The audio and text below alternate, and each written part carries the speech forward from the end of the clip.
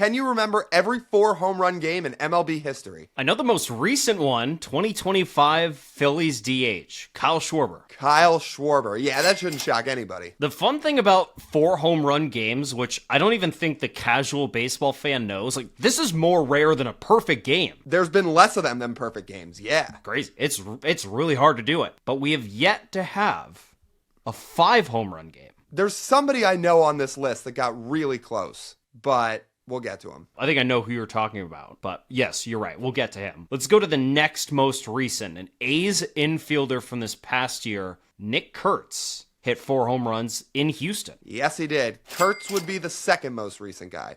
There's been 21 4 home run games and I believe 24 perfect games. So, more rare. Hilarious looking at this list. You had this 8-year gap between 4 home run games from 2017 until this past year. And then this past year we had 3. Go figure. It's like 2012 with the 3 perfect games, Matt Cain, Philip Bumber, and Felix. And then they didn't have one until 2023. Go figure. Speaking of these D-backs, I know both of them. Let's go to the first one, most recent one, D-backs infielder, and then eventual Seattle Mariner in 2025. Give me Eugenio Suarez. Gino hit 4 in a game back in April. Yes, sir. Yeah, he's a beast. Then 2017, I remember this one. This one was in Dodger Stadium, and JD Martinez torched the Dodgers on like an all-time 2-month stretch with the Diamondbacks. It's JD Martinez. For whatever reason, I don't remember him doing that. You don't remember that game? For some reason, no. I mean, I remember his absolutely insane run in Arizona, but for some reason, I don't remember the 4 home run game. Wow. I mean, I vividly remember that game. That game was really crazy, and he was as good of a deadline pickup as you'll ever get. Seriously. And he earned himself that fat contract with Boston the next year. And then he was great in Boston, too. Yeah. Now, this Cincinnati Red, I do remember. This one I also remember. This is 2017 Reds infielder Scooter Gennett. Yeah, Scooter Gennett. He wasn't exactly a guy known for light tower power, but man, did he get into a couple baseballs that day. It was a pretty hype environment for him, so happy that he got to experience that kind of history for someone who's a solid player, but not unbelievable for his career. Before we get to our next one, a reminder to you guys, make sure to like, comment, and subscribe. Turn on the notification bell so you never miss a trivia. And out of all these guys you see on the graphic, let us know which one is the hardest and which one was the easiest one for you down in the comments below. 2012 Rangers outfielder, I believe this is who you're going to refer to as the guy who almost hit 5. I remember this game too. Josh Hamilton hit 4 home runs and then hit a double off the center field wall. So this is Josh Hamilton. It's not who I was thinking about, but Wow. also qualifies. So you're thinking of someone older. Yeah, Josh Hamilton had a little bit more power than Scooter Gennett. Let's put it like that. So I'll jump around to the one I think you're referring to, because this guy had a 4 home run game in, I think, 6 innings, if I remember this right. 2002 Mariners outfielder Mike Cameron. Mike Cameron, Cammy, yeah, he had 4, and honestly, he lined out or flew out in 2 further at-bats in that game that could have been 6. I mean, he lined out and flew out to the warning track a couple times. I don't remember those flyouts as much, but I know he hit, because he hit his first 2 home runs in the first 2 innings, I want to say. That sounds right. He was on a heater that day. These other guys, so I have a 2003 Blue Jays outfielder. The 2000s I feel like I'm going to be totally good at, and then the guessing is going to start. The real guessing is going to start. I mean, I see someone from 1894 that played for a team called the Bean Eaters on here. And I'm going to be honest, I don't remember the Bean Eaters. And like all of us, were not alive in 1894. So that might be tricky. If you think you can get the Bean Eaters player, please tell us in the comments. Did they even play with fences back then? I don't know. I wasn't alive in 1894. Like, do you think they had real stadiums? Or did they just have like a line of fans around the outfield wall that like formed a quasi-outfield wall? That's a great question. I mean, this was during a time period where, if you go back and watch a couple of our videos with Dallas Braden, which was a blast, he mentioned this is during a time period where the batter got to tell the pitcher where they wanted the ball thrown and what type of pitch. A different time, that's for sure. Let me close out the 2000s. 2003 Blue Jays outfielder Carlos Delgado. Yeah, Carlos Delgado had a 4-homer game. Not shocking. Some pretty epic bat flips in this one. And then the 2002 Dodgers outfielder, he did this in Milwaukee. This was Shawn Green. Wow. Yeah, Shawn Green. I thought that one might trip you up. We just did a trivia with him. That's So true. I think the last one had him in it. All right. Well, you got through the 2000s. Now we're going to have to be a little bit more selective. Cleveland outfielder 4 home run game in 93.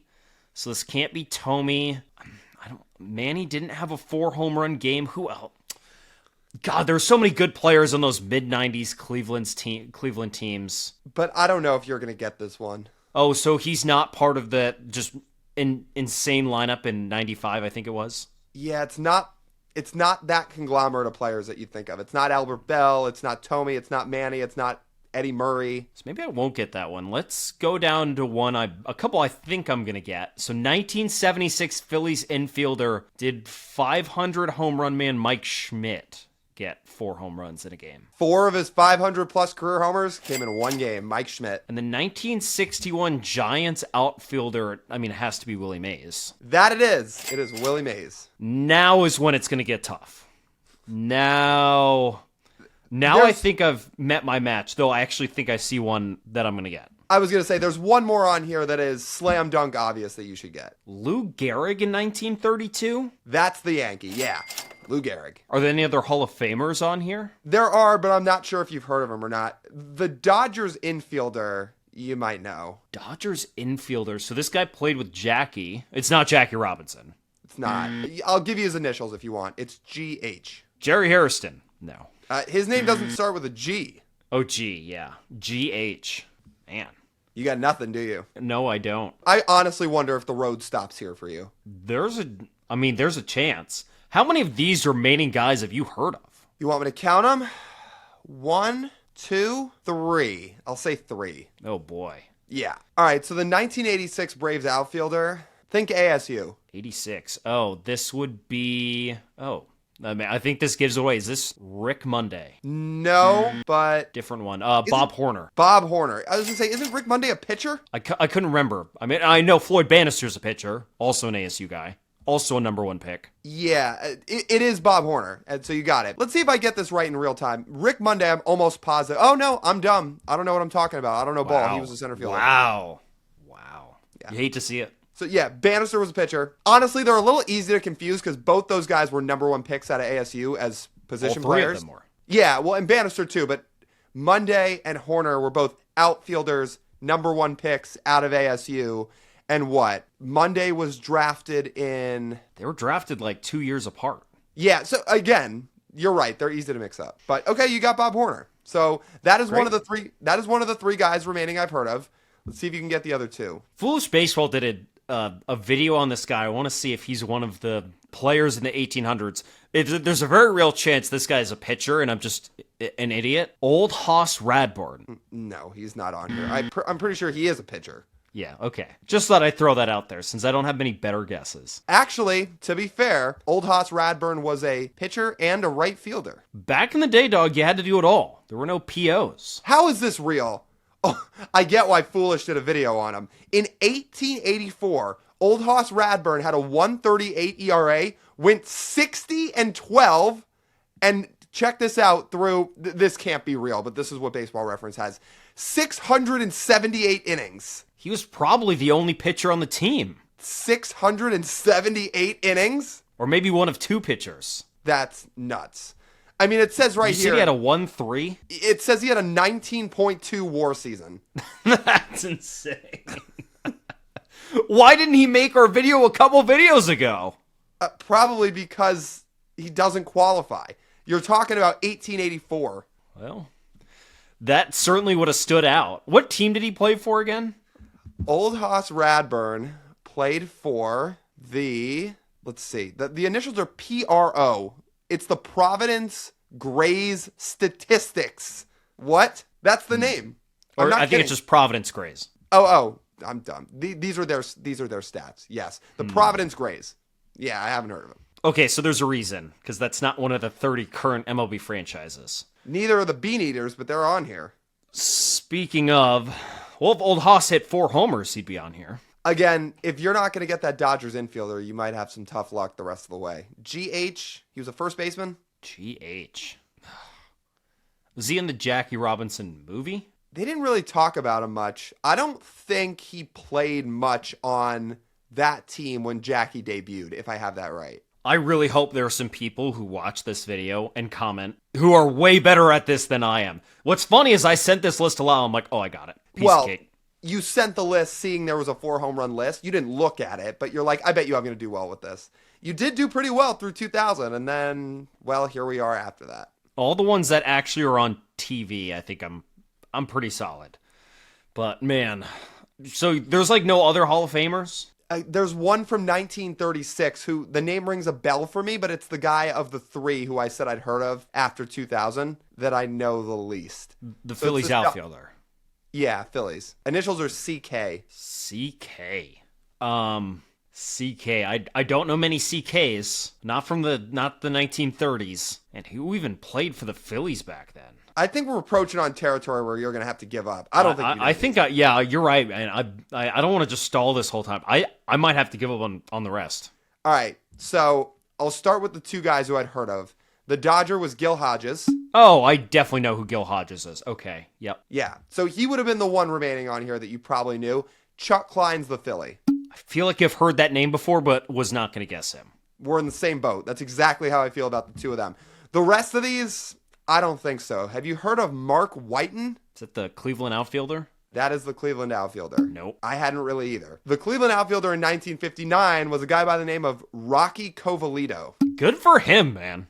I mean, he was like a career 45-win player when looking it up, but I hadn't really heard of him. Okay. Then you have Joe Adcock, who was the Braves infielder in 1954. I feel like I've heard of that name before. I guarantee you have not heard of Pat Siri, because that's the White Sox outfielder in 1948. He was a career 4-win player. Is he the long-lost relative of Jose Siri? No, it's spelled differently. This Pat Siri is spelled Seerey.